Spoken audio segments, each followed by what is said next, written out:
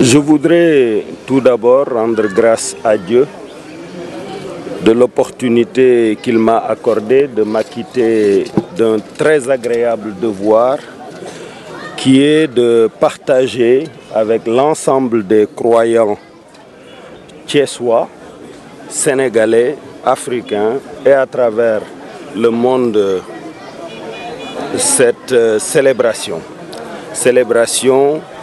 de la Korité, comme nous le disons, qui célèbre la fin d'un mois qui est un mois de pardon, qui est un mois de miséricorde et de bienfait, qui est un mois de préservation de nos êtres du châtiment du feu.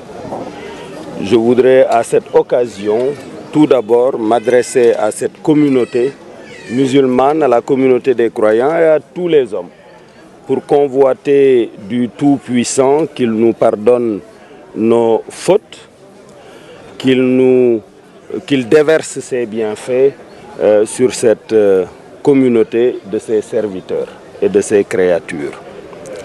Je voudrais demander à tout le monde pardon, comme le dit la prière des chrétiens, Seigneur, pardonne-nous nos offenses, comme nous pardonnons aussi à ceux qui nous ont offensés. Donc nous pardonnons à tout le monde, nous sollicitons de chacun son pardon. Donc di balu ak ñëpp, di bal ak ñëpp, di ñaan Yàlla mu boole ñu baal. Je voudrais rendre un hommage appuyé à l'imam pour son sermon, qui est tout entier construit autour de versets coraniques extrêmement clairs, parfaits en style et en sens. Parce que, comme il l'a dit, le Coran ne contient aucune erreur, aucune faute. C'est un texte parfait en style et en sens. Il n'y a que l'ignorance qui puisse conduire quelqu'un à imaginer des fautes dans le Coran. Il a fait allusion à ce livre de notre concitoyen thiessois, qui est professeur de lettres. J'ai déjà dit que c'était avec étonnement que je l'ai lu, parce que pour un professeur de lettres, imaginez que lire, puisqu'il a raison, qara'a signifie lire, mais lire ne se limite pas à déchiffrer des lettres de l'alphabet. L'alphabet est de création récente. L'alphabet n'a pas plus de 6000 ans. On peut lire entre les lignes, on peut lire l'univers, on peut lire la constellation des étoiles. Lire ne veut pas dire qu'il sait lire l'alphabet grec. C'est complètement ridicule de la part d'un professeur de grammaire qu'au demeurant je respecte. Je prie pour lui, pour que Allah le guide davantage et augmente sa science, parce qu'il ne lui est donné que peu de science, et c'est pour cela que l'humilité nous est également prescrite. Quand on n'a que peu de science, on ne fait pas des déclarations péremptoires et définitives sur la base de sa propre ignorance. L'imam a fait allusion naturellement à l'hivernage un peu tardif. J'en discutais récemment avec le président de la maison des éleveurs à laquelle j'appartiens à Nguékokh, le président Al-Djoumaka, et il me parlait de la souffrance des animaux notamment et de l'inquiétude des paysans. Mais encore une fois sur cette matière, les prières ne suffisent pas. C'est notre conduite qui détermine les bienfaits ou les méfaits. Prier, ça ne suffit pas.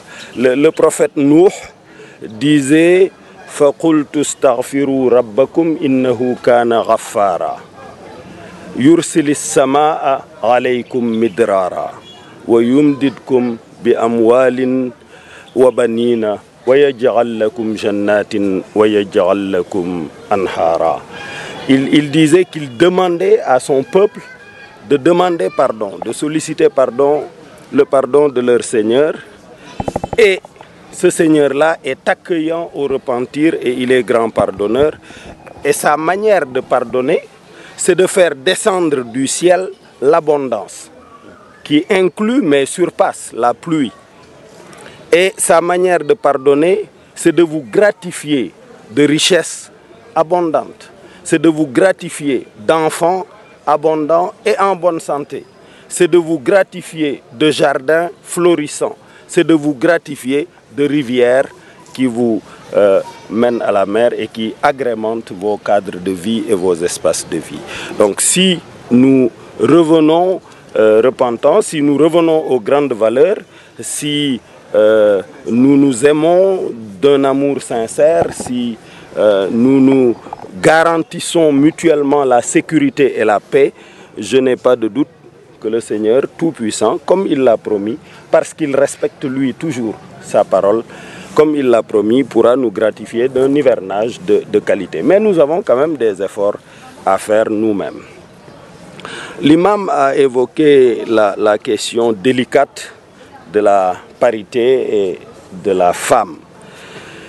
Vous savez, le prophète alayhi salatu wassalam aurait dit, puisqu'il y a certains qui contestent l'authenticité de ce hadith, aurait dit, vous les musulmans, allez apprendre la moitié de votre religion auprès de cette belle femme claire, en parlant de Aïcha.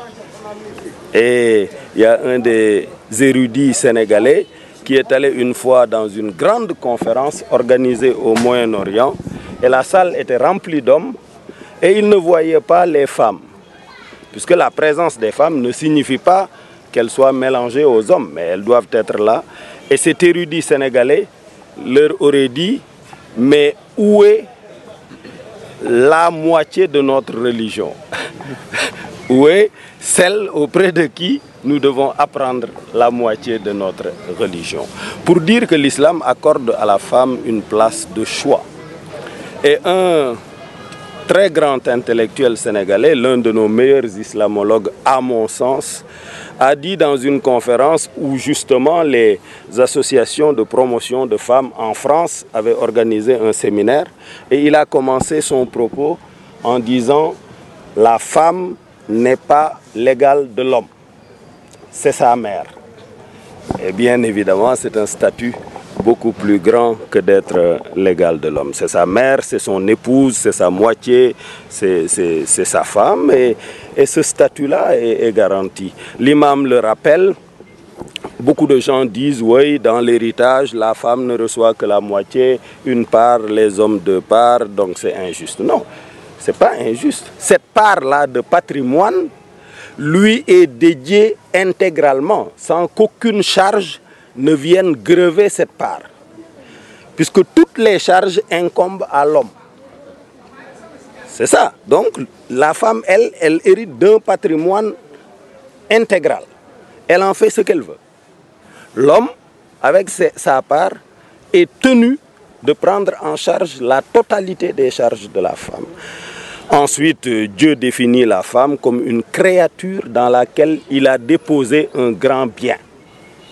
Il dit, en parlant en général du divorce, pour demander aux hommes de ralentir la décision en matière de divorce, Dieu dit, si vous avez de l'aversion pour elle, il se pourrait que vous ayez de l'aversion pour une créature dans laquelle nous avons déposé un grand bien.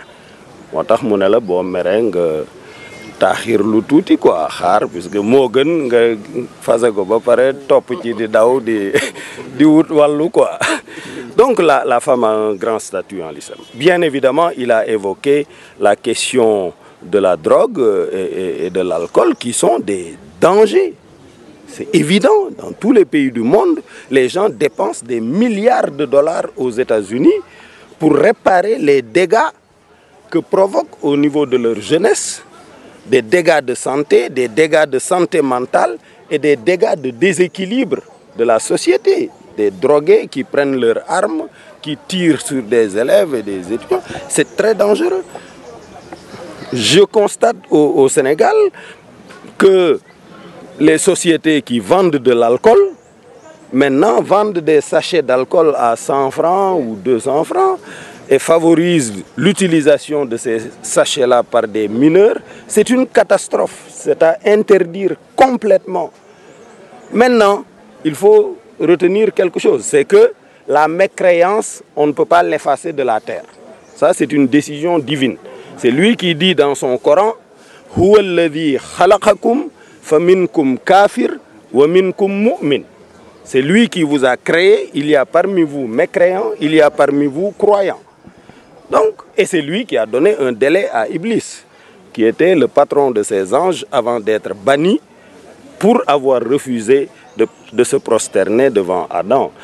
Dieu aurait pu l'éteindre, mais il lui a dit, tu fais partie de ceux à qui délai est accordé. Et c'est lui qui a façonné notre âme et lui a inspiré sa piété comme son impiété. Donc Dieu n'efface pas le libre arbitre, c'est chacun qui choisit son chemin. Dieu a dit qu'il a façonné l'âme et lui a inspiré son impiété autant que sa piété. Réussit certes celui qui la purifie et est perdu celui qui la corrompt. Donc le libre arbitre en islam est une donnée qui est là, chacun choisit son chemin, mais ceux qui choisissent le chemin de la droiture seront ceux qui seront comblés de faveurs et qui réussiront, et ceux qui choisissent l'autre chemin seront châtiés et échoueront leur vie. Voilà ce que je pense du sermon de l'imam, pour qui je prie pour que Allah augmente sa science, qu'Allah lui accorde une très grande santé, renforce son courage de délivrer son message et de l'articuler de manière permanente à ce que le texte coranique dit. Encore une fois, c'est un texte qui est parfait en style et en sens, et malheureusement, les gens ne le connaissent pas.